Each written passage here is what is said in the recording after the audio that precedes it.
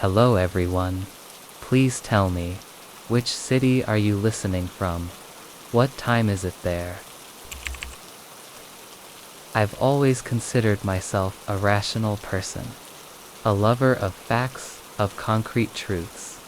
But sometimes, when the world feels too quiet, when the shadows in the corners of the room stretch just a little too long, I can't help but wonder if there's more to this world than what I can see.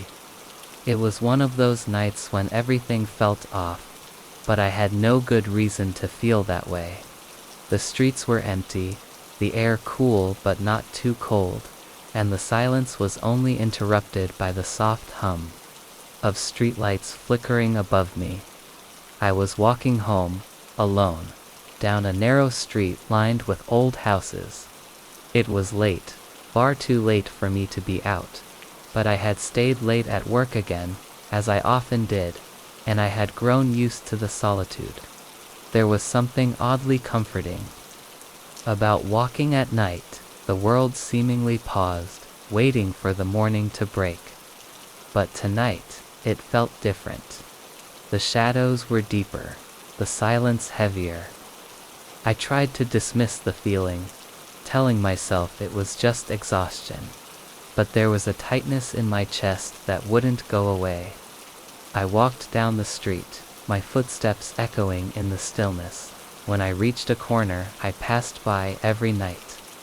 On my way home, it was just like any other corner, unremarkable, with a single street lamp, casting a faint glow against the pavement.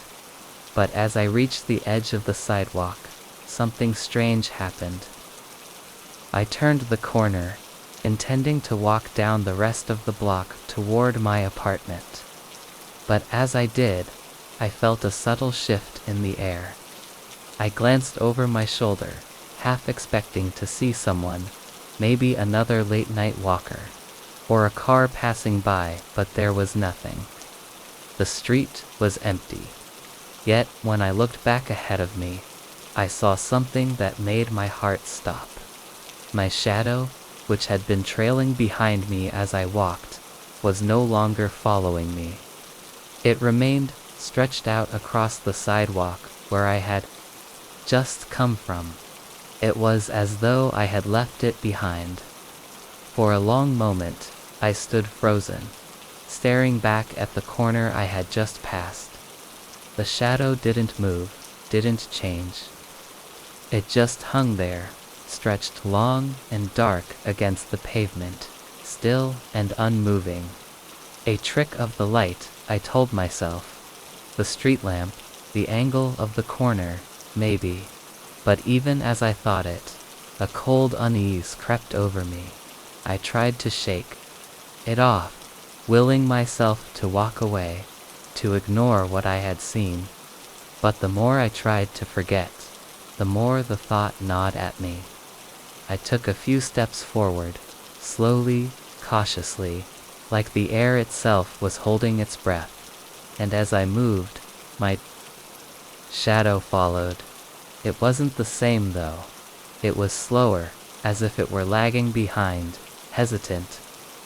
But it was still there, stretching across the sidewalk, clinging to the edge of the corner where it should have been. I stopped again, the realization hitting me like a cold wave. My shadow had stayed behind, the one that had always been attached to me, like a constant companion, had somehow separated itself when I turned the corner. It didn't make sense. It wasn't possible. Shadows didn't do that. I hadn't done anything differently. I hadn't felt strange, hadn't heard anything. But there it was. I took another step, my pulse quickening. This time, when I glanced back, the shadow was moving. It was no longer just a still patch on the ground. It was shifting, slowly, as though it were alive, stretching toward me, inch by inch, but never quite reaching. I took another step forward, my legs trembling, but I couldn't stop looking. I couldn't stop watching as the shadow stretched further, darker, more defined, with each passing second. The sound of my footsteps grew louder in the silence. I turned back toward the corner, my eyes wide. The shadow, the one that should have been attached to me, was now following me again, but not in the way it should have. It moved in strange, unnatural ways, twisting slightly, as though it were caught between two worlds. It was as though the shadow had its own life now, its own intent. I felt the weight of the moment, the bizarre, surreal feeling sinking deeper into my bones. My mind screamed at me to run, to flee, to turn around and find a way out. But my feet felt glued to the ground. I couldn't tear my eyes away from the shape on the pavement behind me. It wasn't my shadow anymore. It was something else. Something wrong. The shape was shifting, its form growing taller, stretching toward the sky, but the length of its arms was too long, too jagged. The edges of the shadow flickered like the flaps of a broken curtain. It didn't belong. I started walking faster, almost stumbling, trying to escape the unsettling pull of my own reflection in the ground. The shadows in the alleyways seemed to deepen, pressing in from every direction. But no matter how fast I moved, the shadow kept pace with me. And though I couldn't hear it, I felt something, a presence behind me, a coldness creeping over my shoulders, as though the shadow itself was reaching toward me, trying to catch up. I turned the corner again, this time much faster, my heart racing. But when I looked back, I realized the shadow had stayed where it was. It hadn't followed me. It was waiting at the corner, still and unmoving, its long twisted form stretching across the ground. I didn't dare look at it for too long. I didn't dare go back. I continued walking, almost running now, my footsteps pounding on the pavement. The world around me was too quiet. The silence was suffocating. And yet, no matter how fast I went, I could feel the presence of something just behind me. I didn't look back again. When I finally reached the door of my apartment, I rushed inside, locking it behind me. My hands shook as I leaned against the door, trying to catch my breath. The air felt normal again, calm, safe. But deep down, I couldn't shake the feeling that something was waiting outside, just beyond the door, just beyond the edge of the corner where I had left my shadow. I still don't know what happened that night, or why my shadow separated from me, but sometimes, when I walk down the street late at night, I glance back, just to make sure it's still there, following me, like it always should. And every time, I can't help but wonder, what if it's not me it's following? What if it's waiting for me to turn that corner again? I've always been the sort of person who values routine. Nothing spectacular, just simple, predictable patterns that make life feel safe. Every evening, I would take my usual walk through the park just down the street from my apartment. It was a small, quiet park, the kind where the trees grew old and twisted, their branches reaching out like gnarled hands, always casting long, heavy shadows across the cracked pavement. The kind of place that felt familiar, yet, for some reason, always had this underlying sense of something other just beneath the surface. It was a Tuesday evening, the air crisp, with the hint of rain lingering, when I first noticed her. I had just turned the corner from the street and into the park when I saw her on the path ahead of me. She was walking alone, a woman in her mid-30s, wearing a pale coat that fluttered lightly in the breeze. She had the kind of face that was easy to forget, the sort of face that blended into the background of a crowded room. But there was something about her that night that caught my attention. Perhaps it was the way she moved. Fluid, deliberate, like she was in sync with something I couldn't see. Or maybe it was the fact that I had never seen her before. Despite walking this path every evening, she didn't seem to notice me at first. Her gaze fixed ahead, lost in whatever thoughts or memories played behind her eyes. But as I walked closer, she turned slightly toward me, her eyes locking onto mine for just a brief moment before she smiled. It wasn't a big smile, more of a polite, passing acknowledgement. "Nice evening for a walk," she said softly, her voice gentle, almost serene. I nodded, returning the smile. "It really is. I don't usually see many people here at this time." She smiled again, a little wider this time, and took a step to the side, as if to let me pass.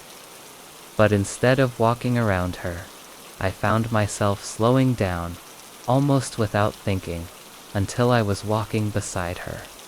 It felt like a natural thing to do, like we were meant to walk together, even though we were strangers. The first few moments were filled with silence, just the sound of our footsteps crunching on the gravel path. The sky was a dull gray, the clouds heavy, but the air was strangely calm. A soft wind moved through the trees, rustling the leaves above, and for a moment, everything felt suspended, quiet, peaceful. But as we walked, I began to feel something. It was subtle at first, just a shift in the air, an unease that made the hairs on my neck stand up. I glanced at her from the corner of my eye. There was something wrong about the way she walked. Not her movements, but something deeper, something I couldn't quite place. Her face remained neutral, but her expression seemed distant, as if she were looking beyond me, beyond the park, beyond the world around us. I shook the thought off. Maybe it was just the oddness of walking beside a stranger in the quiet of the evening. But when I glanced over at her again, I noticed something that made my chest tighten. Her shadow. It was just behind her, stretched out long across the pavement, but it wasn't mimicking her. No, her shadow was wrong. Instead of following her, it pointed in the opposite direction to the side, at an odd angle, as if it had a mind of its own. The shadow twisted, bending unnaturally, as though it were trying to reach out towards something I couldn't see. I stopped walking for a moment, my foot frozen mid-step, my gaze fixed on the strange, contorted shape on the ground. She seemed to notice I had stopped. "Are you all right?" she asked, her voice soft, almost too soft.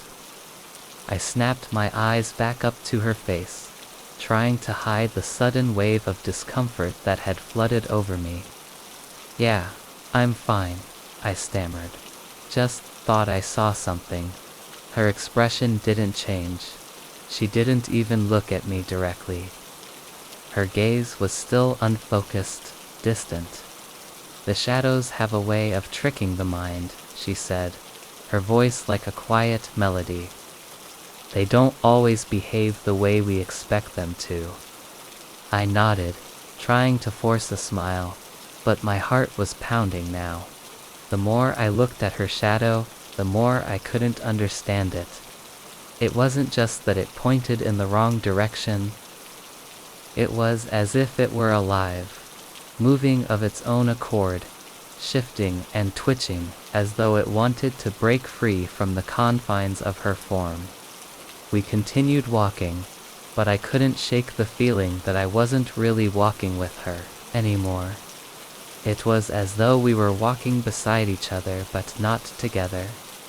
My thoughts raced, my head spinning with confusion, and I couldn't stop glancing at her shadow, watching it twist and turn in strange patterns. At one point, she stopped and turned to face me. "Are you sure everything is all right?" she asked.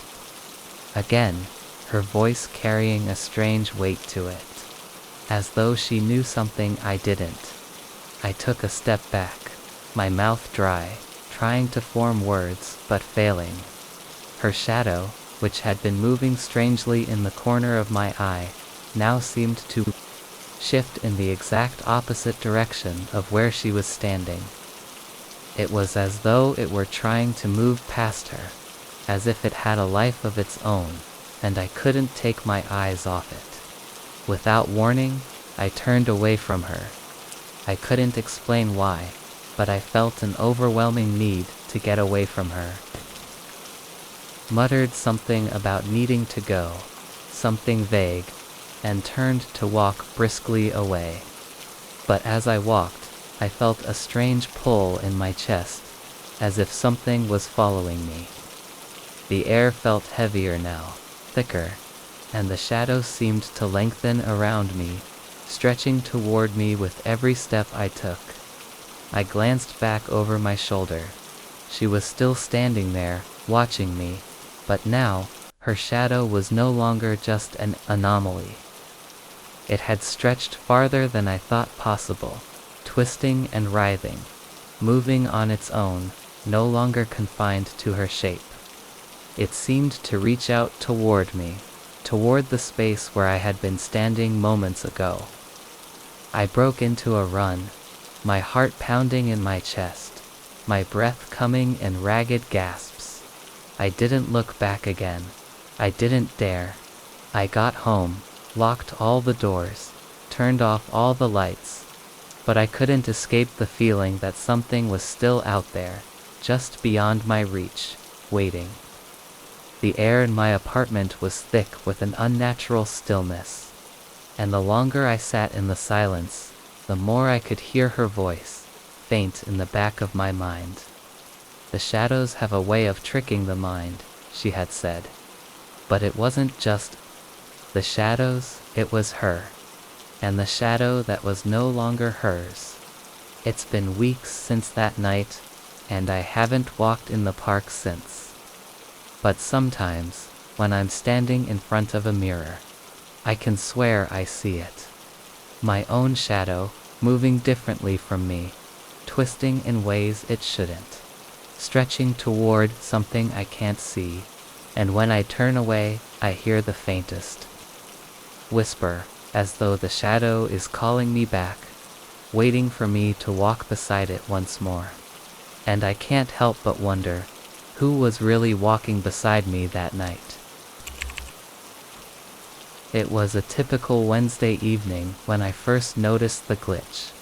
I was driving home from work, the familiar route winding through the city's quieter streets, past the busy intersection where the traffic lights seemed to blink in sync, the hum of the city just enough to fill the silence without ever quite disturbing it. The streets were bathed in the orange glow of the streetlights, their reflection cast on the damp asphalt from the recent rain. It felt like a peaceful end to a regular day.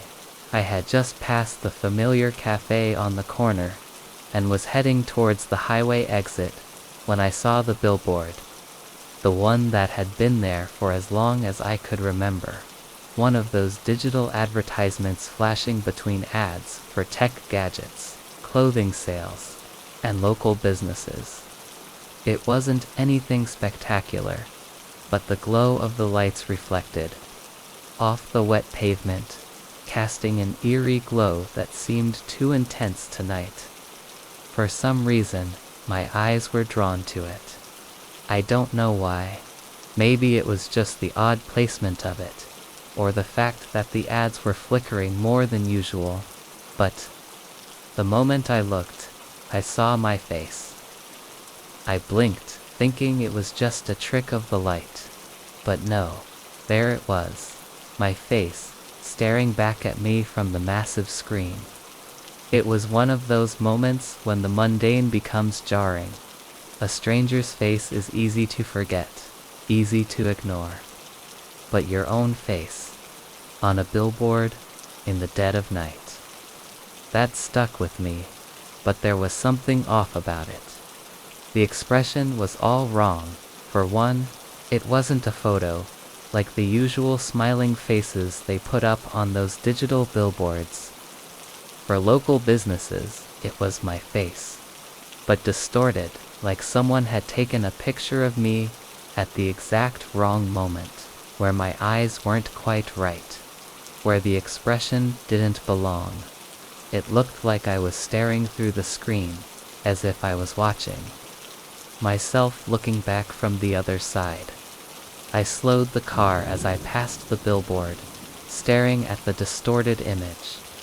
For a second, I almost thought it was a reflection of me, but I wasn't standing anywhere near the screen. I was in my car, driving, but the face on the billboard didn't change with the movement of the car. It stayed eerily still, locked in place. Then, the glitch happened. The ad flickered, the bright colors warping for a split second, and in that instant, I saw something else, my shadow, but it wasn't mine, it was moving. On the screen my face remained frozen, but the shadow, the figure cast on the digital screen, was moving. It was my exact silhouette, stepping away from the image of myself. I stared, my fingers gripping the steering wheel tighter. The shadow walked off the screen, no longer confined to the edges, leaving the frame as if it had a life of its own. But my body didn't move, at least not in the real world. I was sitting perfectly still in the driver's seat, watching with rising dread as the shadow seemed to slip away from the image of me, as if it had decided to wander off on its own. The glitch flickered again, and the shadow reappeared on the screen. Only this time, it was further from the body. The figure on the billboard seemed to shift and stretch, as if the shadow had been detached, pulling away from its source. I felt my stomach churn. I didn't want to look anymore. I tried to speed past, but I couldn't. Something held my gaze. Something compelling in the way the shadow twisted unnaturally, like it was mocking me. The billboard flickered again, this time, the colors all warping, the face distorting into a twisted grin, but it wasn't a smile. It was more of a sneer, something predatory. I couldn't look away. The shadow kept moving, even though my body remained still in the car. Now fully stopped at the intersection, my foot pressed on the brake. The figure seemed to stretch further into the darkness, as if it was walking away, but then the shadow stopped. It didn't just halt. It turned, and the twisted figure looked back at me, as though it had noticed me, as though it was aware of my gaze, and it didn't belong to me anymore. The expression on the shadow's face wasn't a reflection of what I felt, but something else, something unfamiliar and wrong. The screen flickered one final time, and my shadow was gone. I sat there, staring at the now blank screen, my chest tight, my hands shaking. I don't know how long I stayed there, but when I finally snapped out of it, I sped away. My eyes darting to the rearview mirror, convinced something was following me. The quiet hum of the car engine felt too loud now, every creak of the wheel, against my grip too apparent. When I got home, I told myself it was just a malfunction, just a trick of the lighting, maybe even a broken image on the screen. But as I walked into my apartment and looked at myself in the mirror, I couldn't help but glance behind me, at the corner of the room, where shadows always seemed to stretch longer than they should. I saw myself standing there, perfectly still. My shadow moving, shifting at an odd angle, longer than it should have been. I shook my head and turned away, but every time I look at a digital screen now, every time I pass a billboard or stare into a mirror, I can't shake the feeling that something is off. That something is always watching me from the edge of the light, waiting for the moment when I'm not paying attention. Waiting for the moment when the shadow decides to move, when it decides to slip free of me once again. And I'm terrified that one day, when I turn the corner, when I look away, it won't just be the shadow on the screen anymore.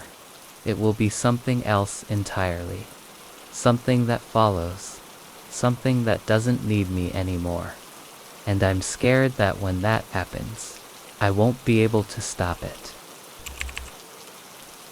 I'll never forget that evening. It started like any other quiet, uneventful. Just the usual heavy rain tapping against my windows. A sound I had always found comforting. But that night, it felt different. I didn't know it then, but the storm was only the beginning of something much darker. The kind of thing that stays with you, like a persistent chill down your spine, never quite leaving, even after all this time. I had been living in a small, old house on the outskirts of town, a place where the streets rarely saw any movement, and the silence hung thick in the air. It was one of those houses that felt like it had lived 1,000 lifetimes before me, each creak of the floorboards telling a story, each gust of wind whispering secrets that didn't belong to me. My shadow was one of the few things that felt familiar in that house, a steady companion through my long, quiet days. It always followed me, as shadows do, always there, right behind me, like a reflection I couldn't escape. That night, I decided to take a walk. The rain had eased, and there was a soft mist hanging in the air. The streets were empty, as usual, with nothing but the occasional streetlight casting pools of yellow onto the damp pavement. I pulled my coat tighter around myself, the cold biting through the fabric, and stepped out into the night. The world felt subdued, muffled almost, as if the rain had washed away all the sounds, leaving only the rhythm of my footsteps. As I walked, I tried to shake off the odd feeling creeping at the back of my mind. There was something in the air, something that made the shadows seem deeper, the night longer. My shadow stretched out in front of me, as shadows do when you walk under streetlights. But there was something strange about it, something not quite right. It was moving differently. I slowed my pace, watching the darkness at my feet. It felt disconnected, almost. It should have been following me, mimicking my every step.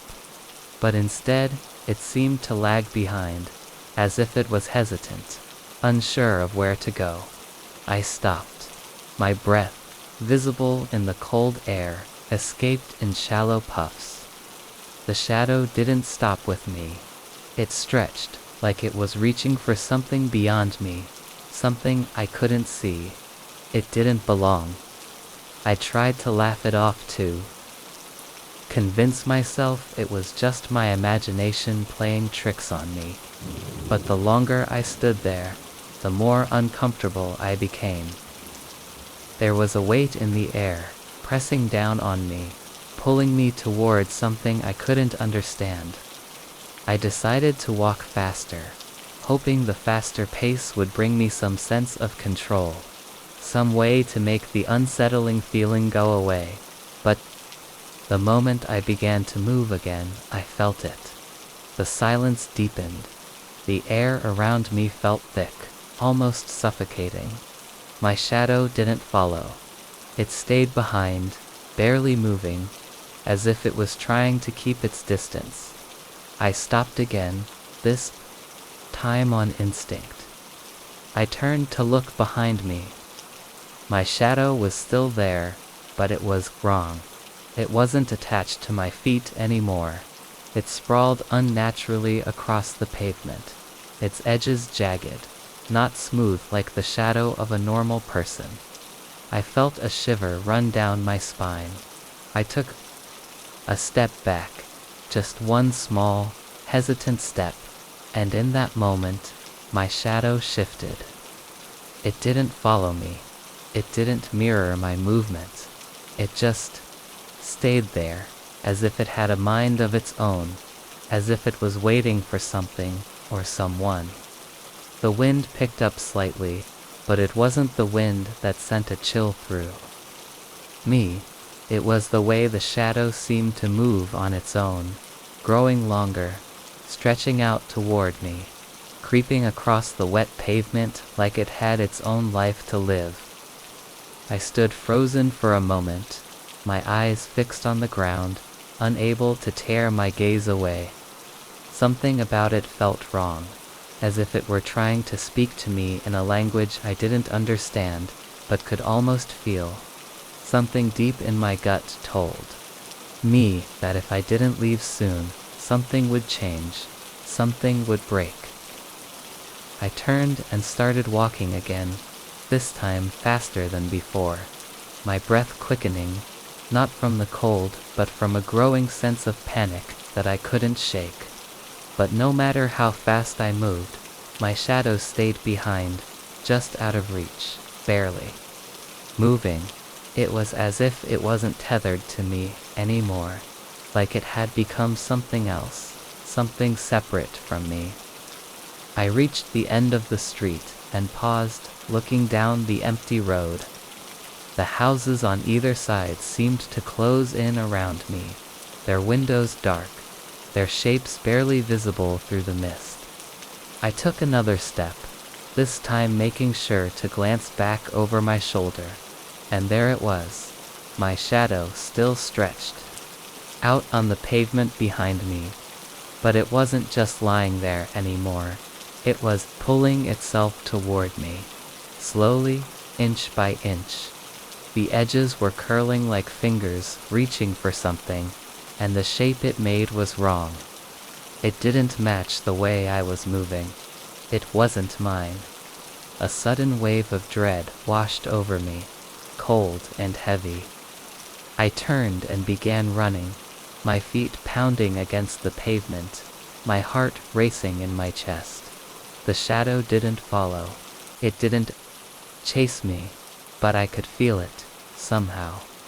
I could feel it growing, extending, reaching for me in the distance, as if it were a living thing, no longer just a reflection. I ran, and I ran, through streets I knew so well, yet they felt foreign under my feet. The rain had started again, steady and heavy, but it didn't drown out the feeling of being watched. It didn't drown out the sound of my own breath, growing more desperate, more frantic. I didn't dare look behind me again. I couldn't. The sensation was unbearable. I could feel the shadow behind me, just out of sight, pulling at me, even though I couldn't see it directly. It was only when I reached the old park, the one with the broken swings and overgrown grass, that I stopped. I couldn't run anymore. I had no strength left. I leaned against the rusted gate, my chest heaving, my eyes shut tight. And in that moment, I thought I heard something, a whisper, barely audible over the rain. It was soft, but it felt like it was inside my head, not around me. I opened my eyes, slowly, and looked around. The park was empty, as it always was. The swings creaked in the wind, their chains rattling against the metal poles, but there was nothing else, nothing to explain. The way my skin was crawling, the way my heart was thudding in my chest, I turned to face the road again. But as I did, I saw it. My shadow still stretched across the pavement, waiting for me. But this time, it wasn't just a shadow. This time, it had shape. It had form. It was standing in the distance, right. At the end of the road, its edges sharp and clear against the dim streetlights. It was no longer just a reflection, it was something else entirely. Something that had been following me all along, waiting for the right moment to show itself. I took a step backward, then another, my heart thundering in my chest. And for the briefest moment, I thought I saw it move, not just on the ground, but in the air, as if it were reaching toward me. But that's when I ran again. The streets blurred around me, and the rain fell harder, heavier, as if the world itself were closing in. The shadow wasn't behind me anymore. I couldn't feel it. But I knew, deep down, it was still there, somewhere, waiting for me to stop running. And I knew, no matter where I went, no matter how far I ran, it would always be with me. Because a shadow, after all, is never truly gone. It was the kind of morning where the air feels like it's holding its breath, waiting for something to happen. The sunlight crept through the blinds in pale, reluctant beams, casting thin stripes across the floor. The clock on the wall ticked loudly, almost too loud for the stillness of the room. I hadn't been able to shake the feeling that something was wrong for days, a sense of unease that gnawed at me like a dull, persistent ache in my chest. It had started in the office, as most things do when you're not paying close attention. I'd noticed her there, across the room, sitting at her desk. I'd seen her before, of course, but that day something about her stood out. Her name was Lena, and she had this way of being both entirely present and utterly distant at the same time. She wasn't particularly remarkable, at least not in the way most people would see her. But there was something about the way she moved, the way her hair fell over her face, that seemed wrong. I tried to ignore it at first. Who wouldn't? But the feeling kept growing, gnawing at me from the inside, making it impossible to focus on anything else. I was working, trying to push through the discomfort, when I heard it, the scrape of a chair sliding across the floor. I looked up and saw Lena standing, her hand raised as if she was about to speak, but her shadow was not. It was moving differently. I blinked, rubbed my eyes, and looked again. The shadow didn't mimic her movement. It remained frozen for a split second before, clawing at the floor. At first it was subtle, like a slight twitch, a flicker of motion at the edges, but then it grew more pronounced, more frantic. I tried to laugh it off, telling myself it was just my imagination playing tricks. But that didn't stop the coldness spreading in my chest. Lena's hand hovered mid-air, as if she were contemplating something. Her fingers curled, then slowly opened, and I could feel a weight in the air, like 1,000 unspoken words hanging between us. But it was her shadow that caught my attention more than anything. It twisted beneath her, stretching out unnaturally, claws extending from the edges of its form. They scraped and scratched, reaching for me as though it was alive, as though it had a mind of its own. The rest of her was still, almost eerily so, but the shadow it moved as though it were desperate, reaching for something just out of its grasp. For a moment, I thought I saw it shifting toward me, its dark tendrils growing longer, stretching across the floor in a way that made my stomach churn. I felt trapped. The room seemed smaller, suddenly, the walls pressing in, the air too thick to breathe. My heart pounded in my chest as I tried to look away, to focus on anything but the twisting shape of her shadow. But no matter where I looked, it was always there, clawing at the floor, dragging itself toward me, inch by inch. I stood up, my legs shaky, and took a step back, but the shadow followed. It didn't crawl along the floor as a normal shadow would. No, it writhed. It pulled itself up, trying to reach me, its jagged edges cutting through the space between us. It was as if the light in the room no longer had any control over it. The shadow had its own will, its own desire, and it wanted me. I turned toward the door, feeling the weight of Lena's stillness behind me. The air seemed to hold its breath, and even though I knew I needed to leave, to run, I couldn't move fast enough. I could hear the sound of the shadow, its claws dragging against the floor, a low, almost inaudible scraping sound that set my nerves on edge. It wasn't just a shadow anymore. It was something else entirely. Something that shouldn't exist. I reached for the door, my hand trembling as I fumbled for the handle. And then I heard Lena's voice, soft, almost too soft to hear. "Don't go." Her words made my blood run cold. I didn't want to turn around. I didn't want to face her, to see what was behind her eyes, but I did. Slowly, against every instinct telling me to run, I turned back toward her.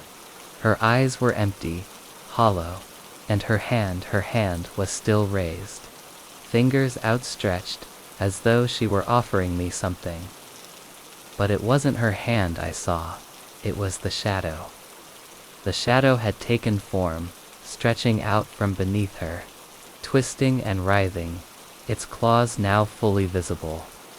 They scraped at the edges of the walls, dragged themselves across the floor, reaching for me, clawing at the air between us. It was as if the shadow had become her, and she had become it. They were one, a single entity of darkness and twisted desire. I took a step back, my body trembling, but it wasn't enough. The shadow was everywhere, creeping closer, its fingers stretching toward me with an eerie persistence. I tried to push the door open, but my hand wouldn't move. The weight of the air, the weight of the shadow, was too heavy. I couldn't breathe. And then, without warning, Lena spoke again, her voice barely a whisper. "You should have stayed." In that moment, I understood. I understood that whatever was in that room, whatever was wrapped around her and her shadow, wasn't just a trick of the light. It was something far worse. Something that had been waiting. Something that needed me. I was the one who was being pulled toward it, my feet dragging me closer to her and the thing that had taken her. I took one last look at her, at the hollow expression on her face, and I finally managed to pull the door open. I ran, not looking back, not daring to. The rain hit me like cold needles as I stumbled into the night, gasping for air, my heart racing. But even as I ran, I could feel the shadow still following me. I could hear its claws scraping at the pavement behind me, feel its presence in every corner of my mind. The air still felt heavy, suffocating, as if something was just waiting for me to stop running. I don't know if it was my imagination or if it was real, but I swear, when I glanced back one last time, I saw it. The shadow. It wasn't just following me anymore. It was standing in the doorway, reaching for me, its claws still scraping, still clawing at the air. And Lena was no longer there. It was just the shadow, and it was waiting. To this day, I can't escape the feeling that it's still out there, still waiting for me to stop running, to turn around and face it. And sometimes, when I'm alone in the dark, I feel it again, those claws, scraping, just out of reach. But always there, always pulling me closer. I don't know how to explain it, but I know it was real. The way the air felt that evening, the way the street looked, almost too still, like it had been frozen in time. It wasn't the kind of silence that comforts you, like when you're alone at night and everything is calm. No, this silence felt wrong, heavy, like something was waiting, watching. I can still hear the soft rustling of the leaves in the trees above, but even that sound felt muted, as if it was a whisper from a place far beyond the street I was walking down. I had been out for a late walk, something I did when I couldn't sleep. It was one of those walks where you don't have any particular destination in mind, just the need to stretch your legs, to get out of your head. The kind of walk that's supposed to clear your thoughts, but this time, it didn't. This time, it felt like I was being drawn down the street, pulled forward by something I couldn't see. It was a quiet neighborhood, the kind where the houses were spaced out far enough that you could almost forget there were people living around you. The street lamps flickered as I passed beneath them, casting long shadows across the sidewalk. Nothing unusual at first, just the usual suburban street, bathed in dim light from the lampposts. The soft hum of a distant car, the faint smell of rain that hadn't yet fallen, but as I walked, something began to feel off. It wasn't the kind of thing you could pinpoint exactly at first, but as I turned the corner, I saw it. Shadows, they were moving, not just stretching with the light, not just flickering with the wind. No, these shadows were asterisk alive. At first, I thought I was imagining things, a trick of the eye, the kind of thing you see when you're tired or your mind is wandering too far. But no, these shadows were moving, sliding across the walls of the houses in unnatural ways. They didn't match the direction of the streetlights, and they didn't follow the shape of anything real. They moved in odd, jerking motions, like they were struggling to break free from whatever held them. I stopped in my tracks, my heart pounding in my chest. I thought I must be hallucinating. I couldn't tear my eyes away from the wall ahead of me, where the shadows were crawling up the sides of a house. They didn't reach the ground. They didn't move in relation to the objects around them. They just slithered, like black ink slowly creeping up the surface, almost as if they were alive and watching me. My first instinct was to turn around, to run, but something held me in place. Fear, maybe, or curiosity. I couldn't tell. I stood there, frozen, watching these strange shadows twist and turn, some of them stretching far too long, some shrinking into tight corners, as if they were squeezing themselves into spaces that didn't exist. They were like nothing I had ever seen. I glanced up and down the street, half expecting to see someone else. Someone who could explain what was happening, someone to pull me from this place of unsettling, unnatural stillness.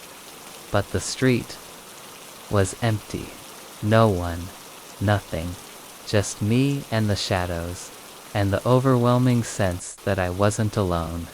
Then, as if I had somehow provoked them, one of the shadows shifted closer to me. It didn't move like the others. It didn't scrape across the walls or stretch across the ground. It moved toward me, almost like it had a purpose, like it was aware of me.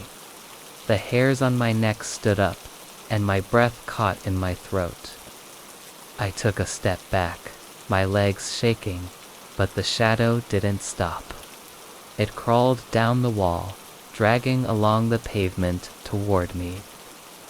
I could see it more clearly now, and the longer I stared at it, the less it felt like a shadow, and the more it felt like something else. Something that didn't belong in this world. The shadow stretched out, its edges growing thicker and darker, until it looked like it was reaching for me. I turned and started to walk faster, but no matter how quickly I moved, I could feel it getting closer, closer. There was no sound, no scuffling of feet or rustling of leaves. Just the eerie stillness and the sensation of being watched. I didn't dare look back, but I knew it was there. I could feel it, creeping along beside me, twisting around lampposts, sliding along the walls of houses. It was following me. It was moving as though it were alive, as if it had its own intentions, its own will, its own mind. The shadows had a presence now, and I could feel their weight on my shoulders, suffocating me with their very existence. The street ahead felt endless. I could see the dim light of the next lamp post, but the darkness between them seemed deeper than I remembered. It felt like the shadows were trying to pull me into that darkness, to swallow me whole. My feet moved faster, then faster still, but I was beginning to feel like I was sinking into the street itself, like the pavement was soft and shifting beneath my feet. I reached the next corner and didn't stop. I couldn't. I turned down another street, hoping to get away, but it was just as empty, just as still. The shadows had followed me here too. They moved across the walls, slower now, almost waiting for me. I kept walking, but the shadows stretched with me, always one step behind, one step too close. The strangest thing was, the more I walked, the more I realized I couldn't hear my own footsteps. No sound, no breath. The only thing I could hear was the soft rustle of the shadows against the walls, like whispers I couldn't quite catch. A part of me wondered if it was all in my head, but then I saw the shadow again, just ahead of me, lingering at the corner of the street. It moved with purpose. It was watching me, and in that moment, I understood. I wasn't just being followed. I was being led. The thought made my heart race faster than before. I turned quickly, but no matter which way I went, no matter how fast I tried to run, the shadows were there. They were everywhere. They were in the walls. They were on the pavement. They were asterisk inside me. And then, just as I reached the end of the street, I stopped. The shadows stopped too. I turned around, breath coming in sharp gasps, but there was no longer any distance between me and them. There was no more street, no more house. There was only the dark, only the shadows. And I could feel them closing in, crawling toward me, as if the darkness had consumed the world around me.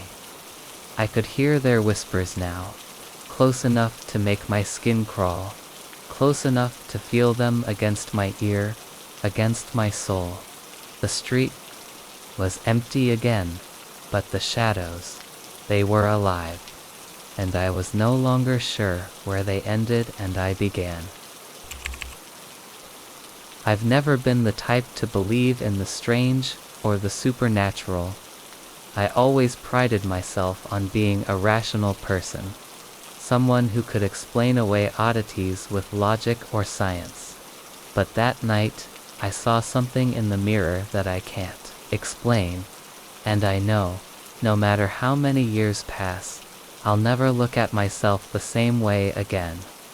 It started as a normal evening, a quiet night spent alone at home. I had just moved into a new apartment, a cozy little place on the top floor of a building that seemed old but well kept. The walls had that faint smell of history, a touch of dust that never quite settled, but it felt safe. It felt like home. The apartment had large windows that looked out onto the city. But the night had already set in, and the room was dim, illuminated only by the soft glow of the streetlights filtering through the blinds.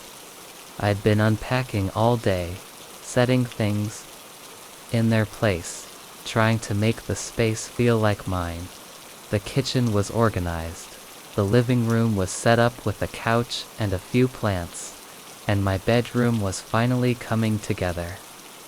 It was in that moment of quiet satisfaction, when everything seemed to be falling into place, that I decided to freshen up. A quick wash, maybe a splash of cologne, and then I'd finally settle into my new routine. Nothing unusual. I walked into the bathroom, my footsteps light on the wooden floor, and flipped the light switch. The harsh overhead light flickered on, casting a sterile, buzzing glow over the space. I looked into the mirror. At first, it was just a reflection, the same reflection I'd seen countless times before my face.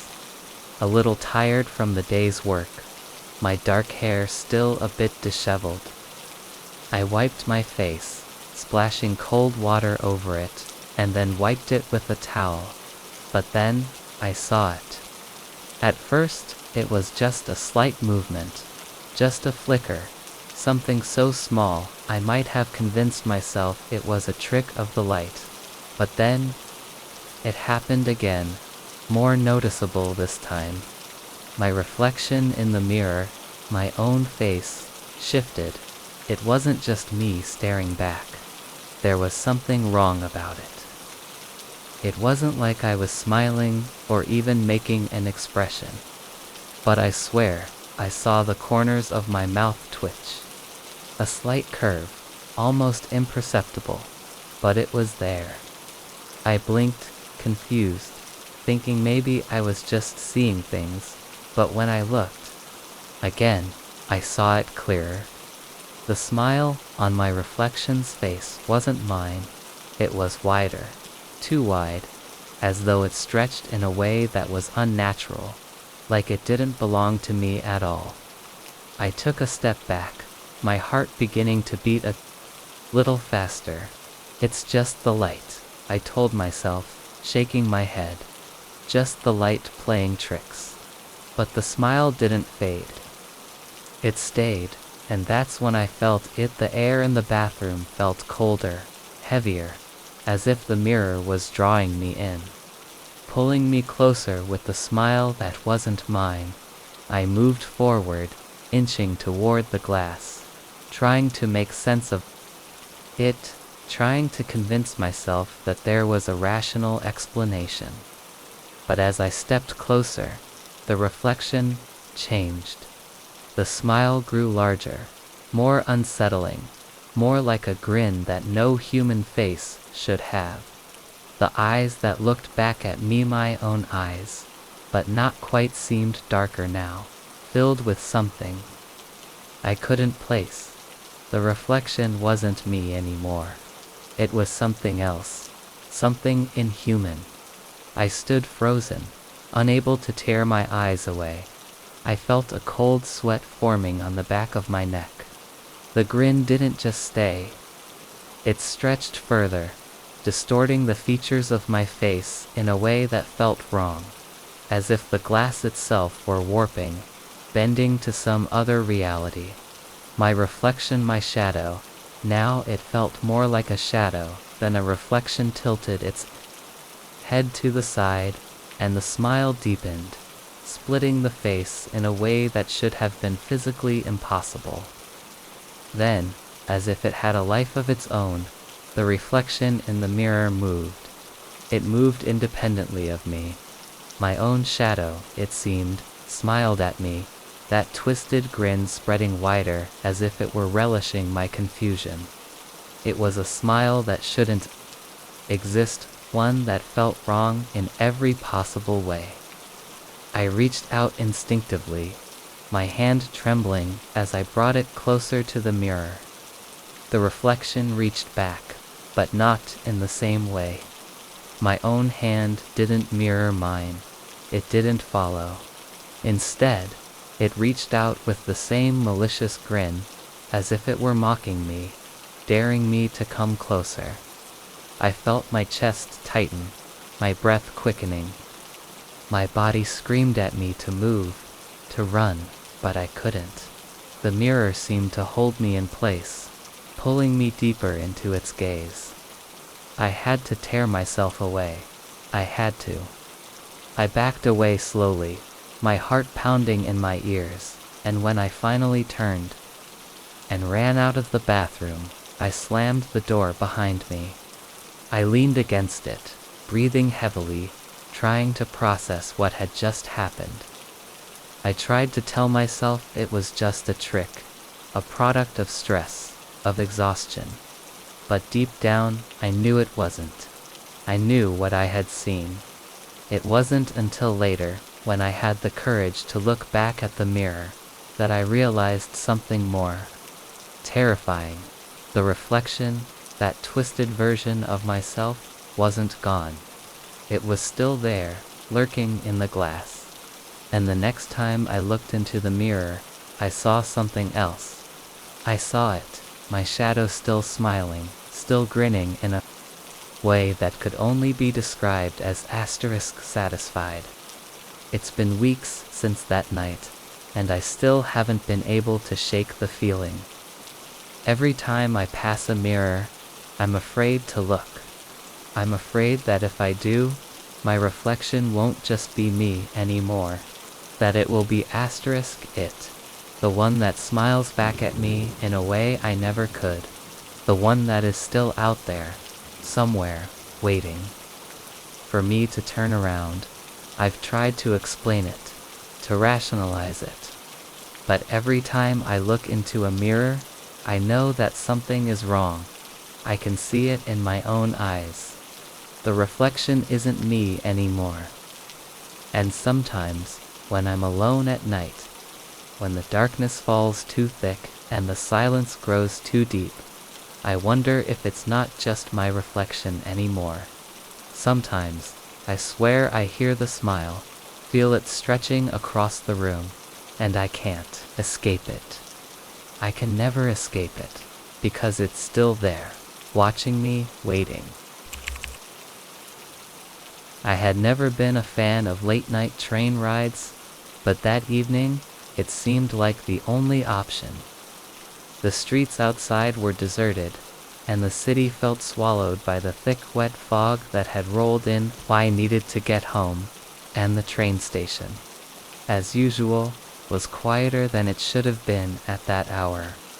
The clock on the wall ticked steadily, its sound oddly amplified in the stillness. The train I boarded was almost empty, a few stragglers scattered across the seats. I found an empty car, its cold metallic interior echoing my every movement as I walked down the aisle. The hum of the train starting up was a welcome sound, a familiar rhythm that made my mind drift toward thoughts of home.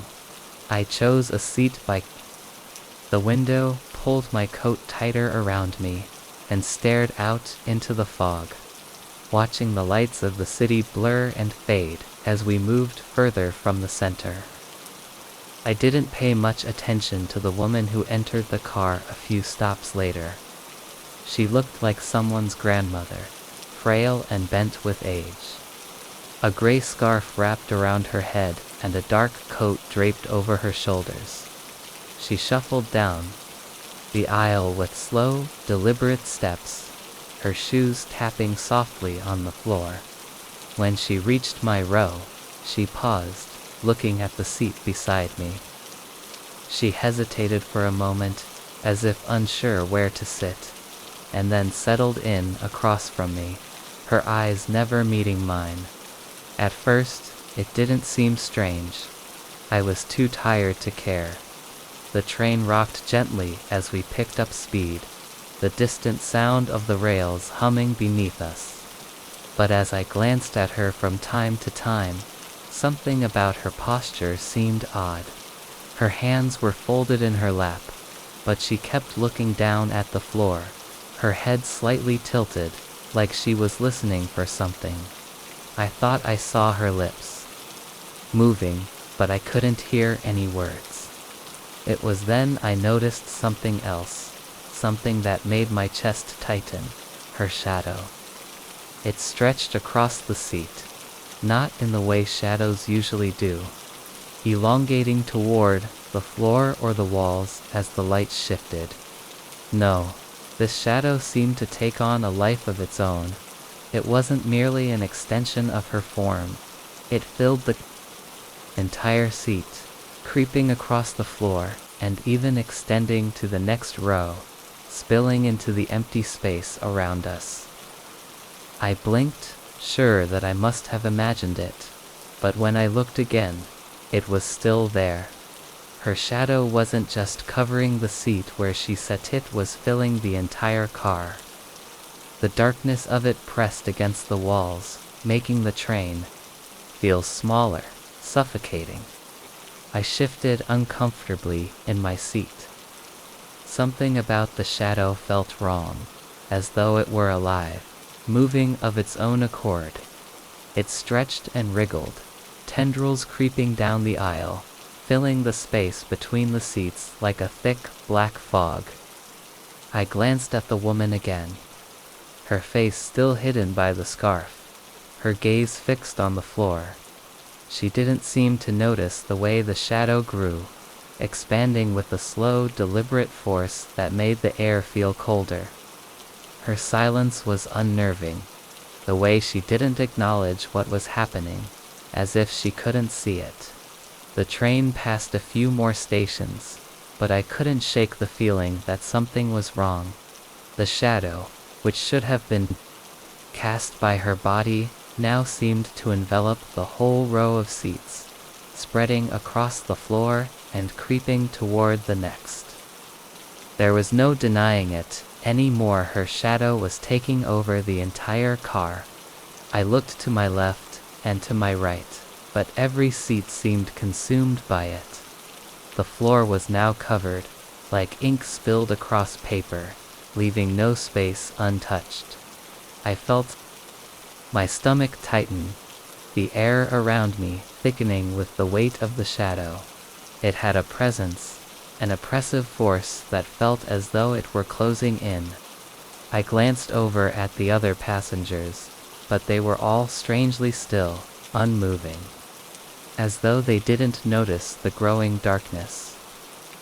The woman across from me remained completely oblivious to what was happening.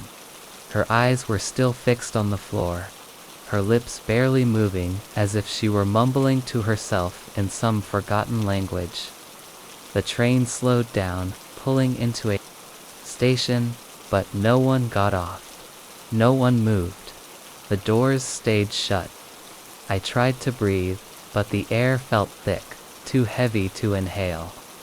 My mind raced, desperate for some kind of explanation. Was this some kind of trick of the light? Was I hallucinating?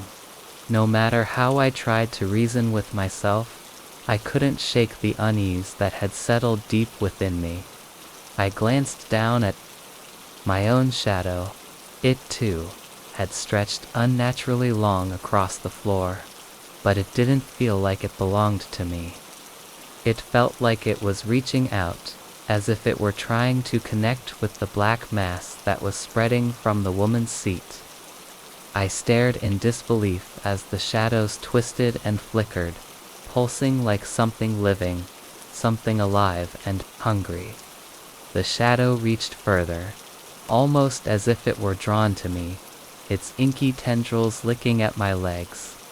I felt paralyzed, rooted to the seat, unable to look away from the blackness that now filled every corner of the train car. The air had grown cold. No, it was freezing, and the train seemed to creak under the weight of the darkness. I couldn't take it anymore. I stood up, suddenly desperate, but my body felt stiff, like it was fighting against my will.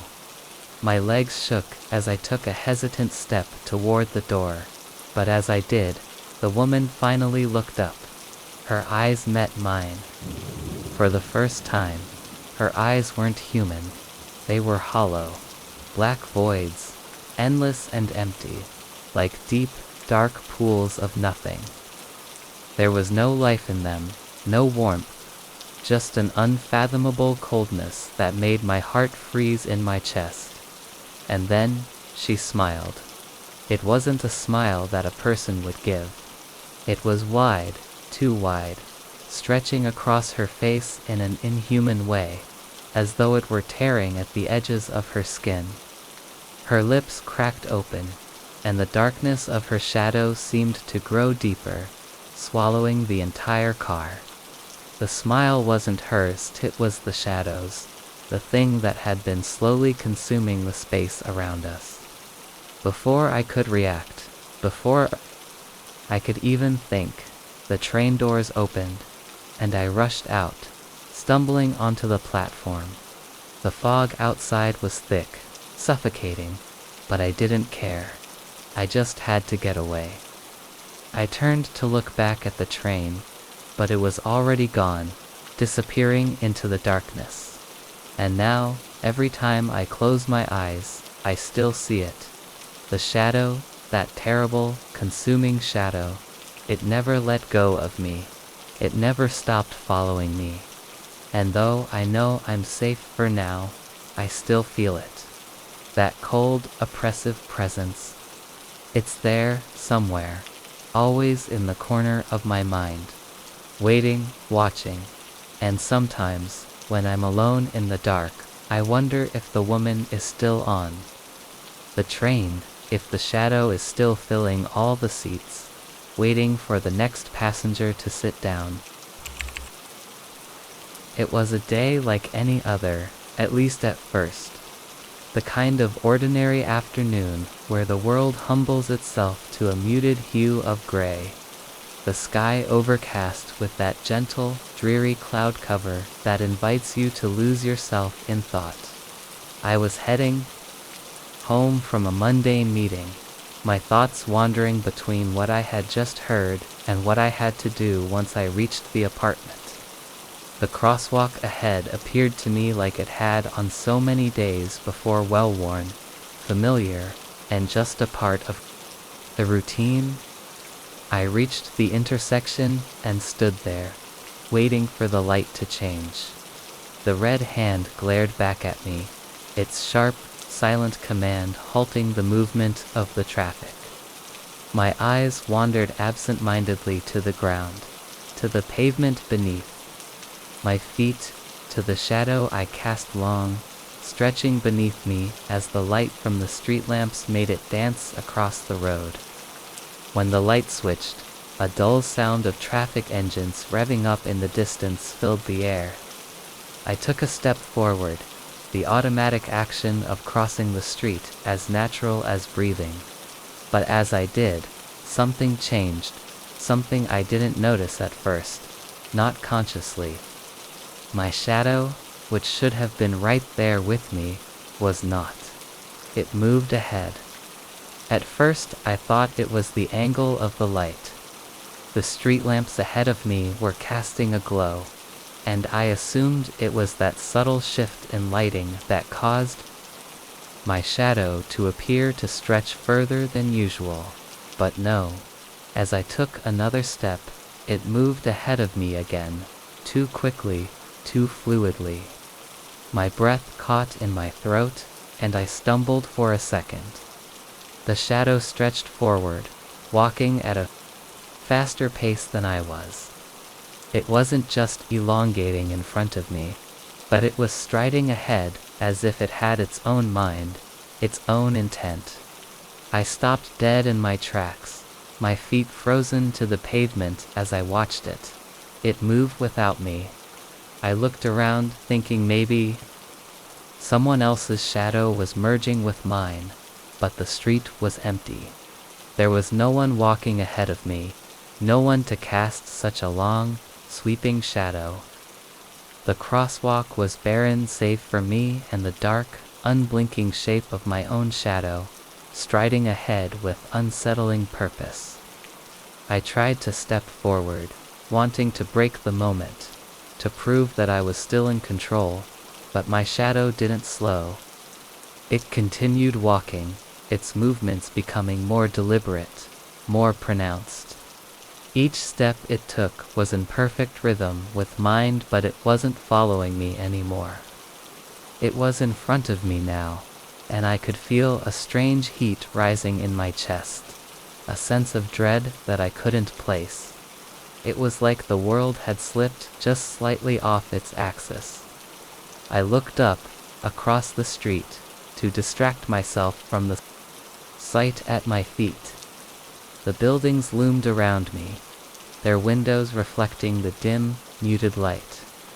There was nothing unusual about the street, nothing that should have set my mind into a spiral of panic. But as I looked back down at the pavement, I saw it clearly now. My shadow was no longer mine. It was something else, something living. It was taking on a darker, more defined shape with each step it took. It was like it was pulling away from me, carving its own path ahead. A part of me wanted to call out, to shout at it, to demand it come back, but I couldn't move. My body felt heavy, my legs rooted in place. I forced myself to take another step forward, and just as I did, the shadow shifted, jerking ahead in that same unnatural way, now at least 5 paces in front of me. I stopped again, my heart thudding louder in my chest. I didn't want to look at it anymore, but I couldn't help myself. My eyes were locked onto the shape of it, watching as it moved with a mind of its own. The longer I stared, the more distinct it became. It wasn't just a shadow anymore. It had form. It had a life of its own. It moved like it was alive. And that's when I felt the coldness. The air around me had become frigid, so suddenly that I could see my breath. I glanced up, searching for some sign, anything that might explain what was happening, but there was nothing. No one around. No source of the cold. Just me, standing at the edge of the intersection, and my shadow, a shadow that was no longer mine. The light turned green. Cars began to honk, moving past me as I stood there, rooted to the spot, caught between fear and confusion. My feet itched to move, to run, to escape the growing sense of something wrong in the air. But I couldn't. My shadow, ahead of me, now, turned the corner of the intersection, its movements becoming more confident, more fluid, as though it knew exactly where it was going. And it wasn't waiting for me. I forced myself to move, to walk toward it. But the moment I did, it moved even faster. The more I tried to catch up, the farther it seemed to pull away. I was chasing my own shadow, and the harder I ran, the further it stretched in front of me, moving faster, faster than I could ever walk. It was like it had its own intention, its own will, like it was pushing me away. Then, in a moment of pure terror, I saw it stop at the corner of the block, waiting for me, standing at the edge like it had a plan. It was no longer a shadow, but a silhouette, perfectly still, watching me as I approached. And when I finally reached the corner, it did something I could never have imagined. It turned and looked back at me. I was frozen. My heart was hammering in my chest. The shadow's shape was no longer just a reflection of me. It had become something other. I reached out a hand, not sure what I was trying to do, but the moment I did, the shadow pulled away again, retreating into the darkness of the streets. I didn't know what it wanted, or why it had left me, but one thing was clear. It had changed. It wasn't just a part of me anymore. And as I stood there, watching it fade into the night, I realized something far more terrifying. It had its own life. That was the last time I crossed that street.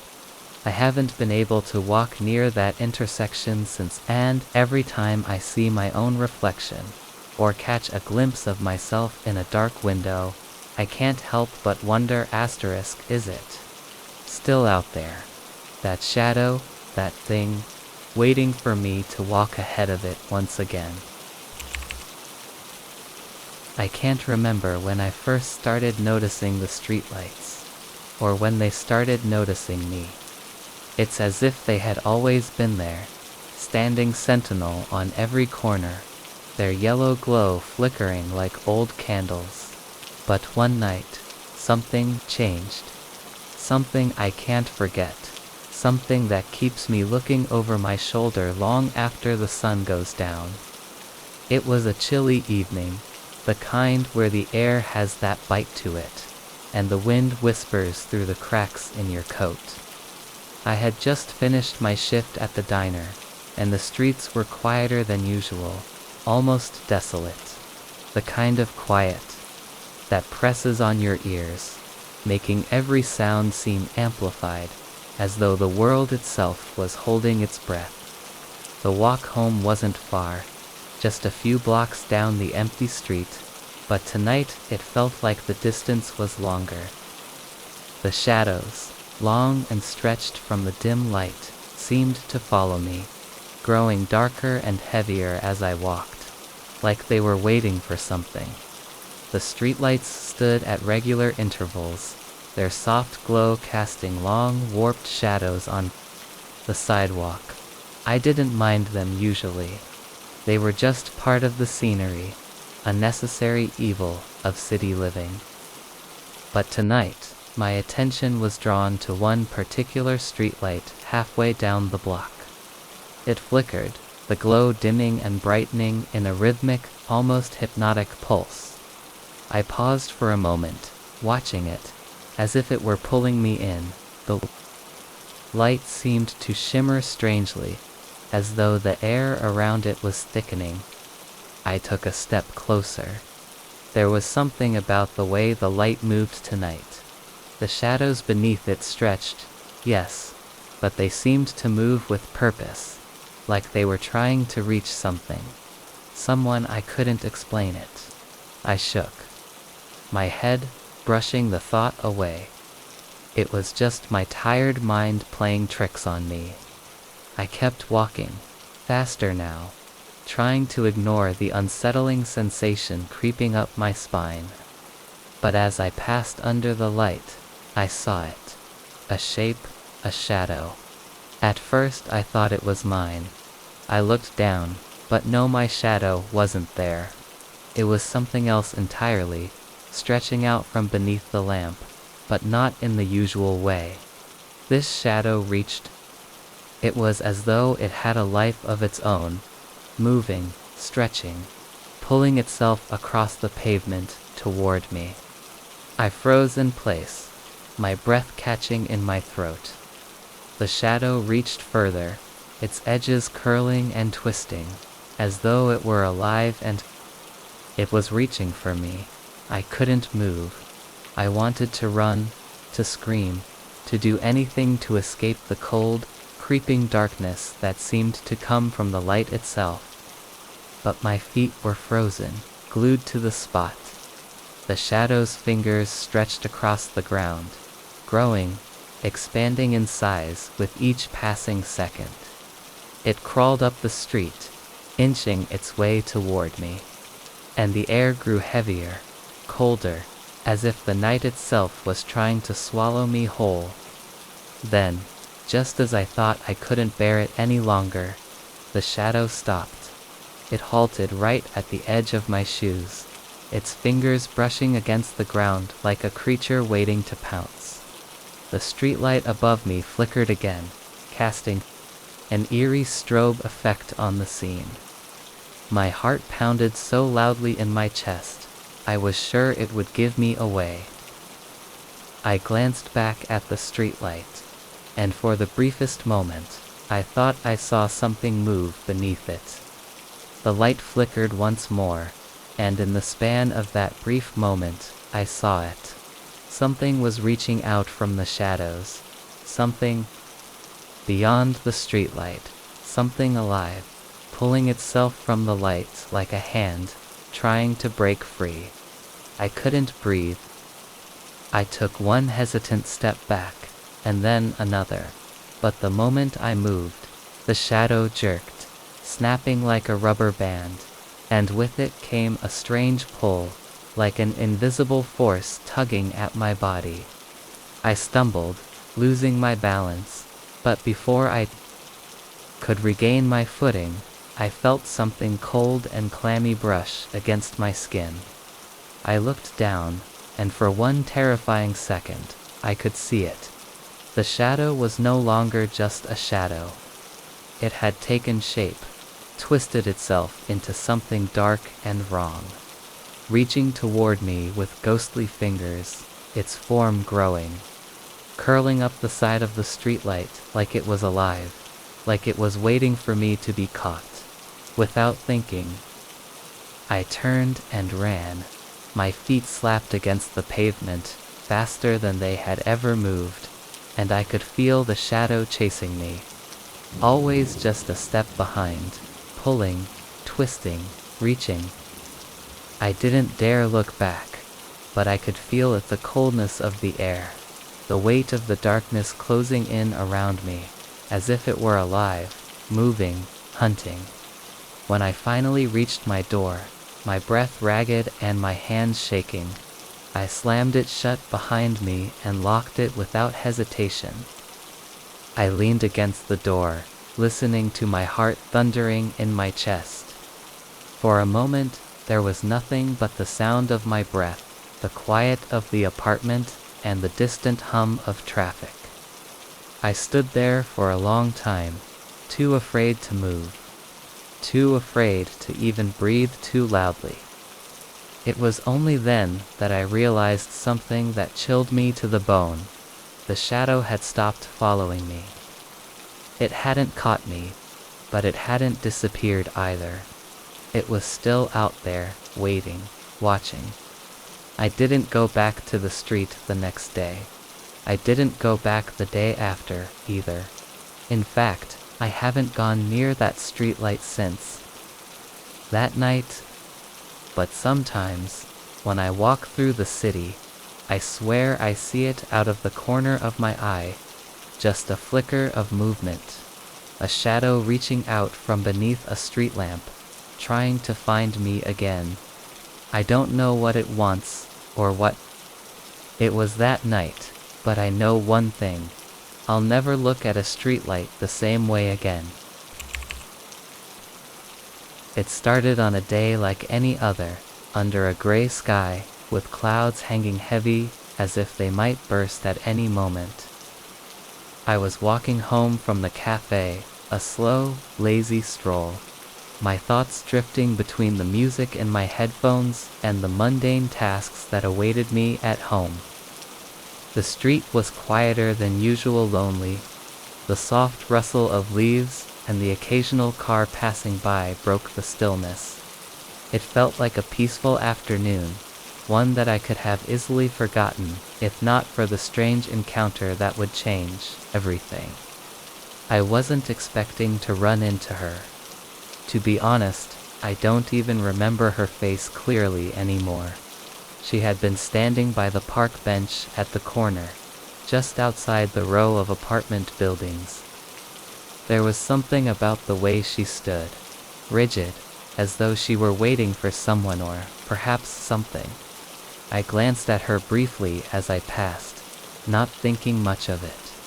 But then she called out, and the words were enough to make me stop in my tracks. "Your shadow," she said softly, her voice almost too quiet for anyone else to hear. "It's not yours." I stopped dead in my tracks, turning to face her, bewildered. She had a strange smile on her face, one that wasn't quite friendly but wasn't threatening, either, just a bit too knowing, as if she had seen something I hadn't. "Excuse me." I managed to say, taking a step toward her. She didn't reply immediately. Instead, her eyes moved from my face to the ground, her gaze locked onto the pavement beside me. It took me a moment to follow her line of sight. I turned my head to look, but I didn't have to look hard. I already knew what she was talking about. There, stretched out across the sidewalk beneath me, was my shadow, but it wasn't mine. It was wrong. At first, it was subtle. The shape seemed to waver, stretching in ways it shouldn't. My shadow wasn't quite where it should be. It felt displaced, like it didn't belong. And then, as I watched, the shadow twisted, pulling itself out of sync with my movements. I stepped back, and it stayed where it was, still unmoving. I blinked, trying to shake the image from my mind, but it didn't go away. The shadow didn't mimic my every move like it normally would. Instead, it seemed to be watching me. It wasn't a perfect reflection of me anymore. The edges of it weren't sharp like they should be, but blurry like smoke curling around my feet. It shifted slowly, rippling, as if it had a mind of its own, pulling itself away from me as I stood there, rooted to the spot. The woman was still watching me, her face a mask of calm, but her eyes, those eyes held a strange sort of pity, or perhaps understanding. She pointed again, not to my shadow this time, but to the ground beside it. I looked down at the pavement again. The shadow had split. One half was still near my feet, clinging to me like a faint echo, but the other half had pulled itself away, stretched out across the ground like it was trying to escape, trying to get away from me. It curved around the edges of the sidewalk, pulling itself farther from where I stood. My own shadow was running from me, my breath caught in my throat. I stumbled back, unsure of what I was seeing. I wanted to move, to shake it off, to escape whatever was happening, but I couldn't take my eyes off the ground. My shadow was growing larger, spreading in ways I couldn't understand. It wasn't mimicking my movements anymore. It was responding to them, but in its own twisted way. As I took a step back, it stepped forward. As I moved left, it darted to the right. It was no longer a reflection of me. I turned to the woman, my voice shaky. "What's happening? What is this?" She didn't answer right away.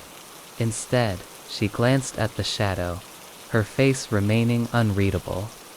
Then, she spoke again, her voice quiet but urgent. "You're not alone. Not anymore." I took a step back, my eyes never leaving the shadow. It shifted with me, not just beneath me, but around me, growing darker, stretching wider.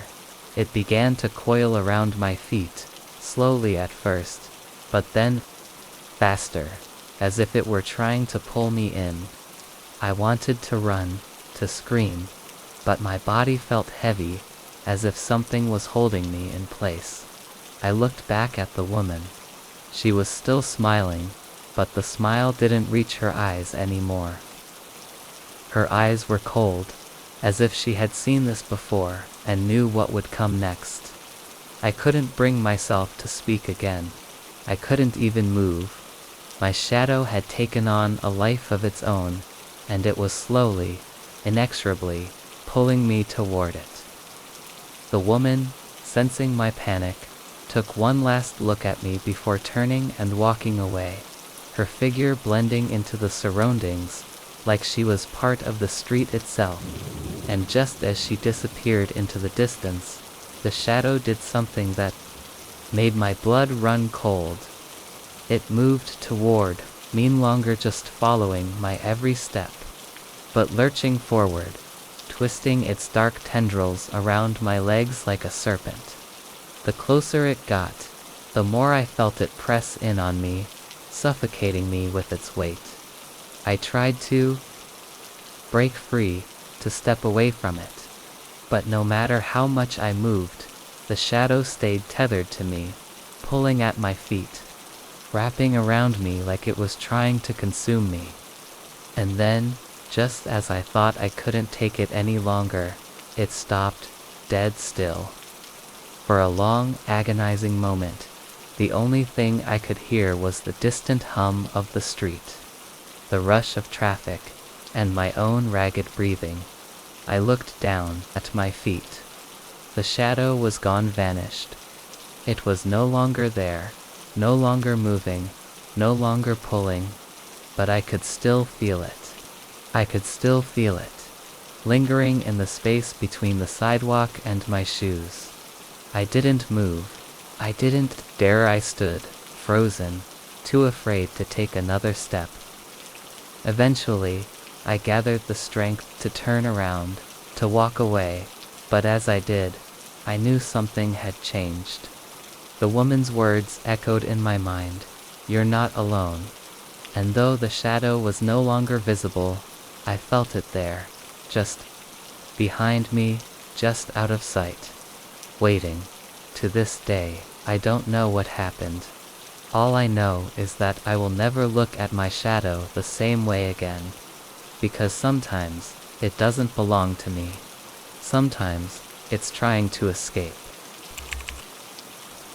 It was a quiet evening, one of those rare, peaceful moments when the world seems to hold its breath, suspended in a kind of calm before the storm of everyday life resumes. The sun had dipped behind the buildings, and the streetlights flickered on, casting their yellow glow onto the sidewalk as I walked home. The buildings loomed on either side, tall and silent, their windows dark, save for a few flickering lights in the distance. The air had a dampness to it, the kind that clings to your skin, making the world feel more intimate, closer somehow. I was lost in my thoughts, walking without thinking, until I turned a corner and saw it. At first I didn't notice. I was too caught up in the rhythm of my own footsteps, the soft rustle of my coat brushing against the night air. But as I walked further down the street, something about the building ahead caught my eye. I stopped, frozen, as a chill ran down my spine. The building, an old apartment complex, stood in the middle of the block, its brick walls worn with age. The kind of place that felt like it had seen too many stories to be forgotten. But it wasn't the building itself that unnerved me, it was the shadows. They were wrong. The walls of the building, the very structure that should have been just ordinary shadows cast by the dimming light, seemed to be alive. The shadows of people moved across the walls, shifting, flowing, and yet there were no people around. No footsteps, no voices, nothing. I blinked, thinking it was a trick of the light, maybe my mind playing tricks on me after a long day. But no, the shadows didn't vanish. They stayed, stretching, growing, shifting with unnatural fluidity, almost as if the figures within them were walking, talking, or simply waiting. Some of them stood still, their forms oddly sharp against the brick, while others walked along the side of the building, disappearing into the shadows of alleyways that shouldn't have been there. I took a step back, my heart beginning to beat faster. My feet felt heavy, as though the air itself had thickened around me, and the shadows stretched longer with each passing second. There was something unsettling about the way they moved. One was there, and yet the shadows didn't behave like the normal ones. They weren't just still and cast by the faint light of the street lamp, they were animated, alive. I tried to look away, to pretend that I hadn't seen what I was seeing, Maybe it was the lighting, or maybe it was my tired eyes, to warn from the day to see things clearly. But when I looked back, the shadows were still there. Some of them seemed to watch me, their dark outlines shifting in a way that made my skin crawl. One shadow in particular stood out. It wasn't like the others. This one seemed more real somehow. It had a distinct form, a figure that I could almost recognize. It was of a man, tall, his figure sharp against the backdrop of the building. His outline was clear, yet there was no one standing there. The shadow moved as if it was walking right beside me, but when I turned to look, there was nothing there. My breath caught in my throat. The longer I stood there, the more the shadows seemed to shift, as if responding to my fear. I could almost hear the faint echoes of whispers, voices that came from nowhere, but were so close they could have been in my ear. I felt the hairs on the back of my neck stand up, my heart pounding in my chest. The shadows, those people who weren't there, were all around me now, moving in and out of sight, their forms becoming more defined, more real with each passing second. I took a few steps forward, my feet moving faster than I intended, desperate to get away from the building, but the shadows didn't let up. They followed me, stretching across the street, reaching toward me from the walls, from the windows, from the cracks in the pavement. I couldn't escape them. No matter how fast I moved, I could feel their presence at my back, like they were watching me, waiting for something. Then, just as I thought I could no longer stand it, I turned the corner and stumbled into the next street. The shadows were gone. The building behind me seemed to return to its normal state, its walls empty, its windows silent. For a moment, I thought I might have imagined it. Maybe it was just my mind, tired and overwhelmed, playing tricks on me. But as I walked further down the street, I couldn't shake the feeling that something was wrong, something I couldn't quite put my finger on. And when I glanced over my shoulder, I could have sworn I saw one last shadow stretching across the wall of the building behind me, waiting, still alive, as though it had never truly left. I didn't look back again. The next morning, I couldn't stop thinking about it. I passed by the same building on my way to work, half expecting to see something strange again. But the building was just a building, silent and still. The shadows were gone. There was nothing out of the ordinary. And yet, in the quiet of the early morning, I could still feel them. The shadows of people who weren't there, watching me, waiting for me to return.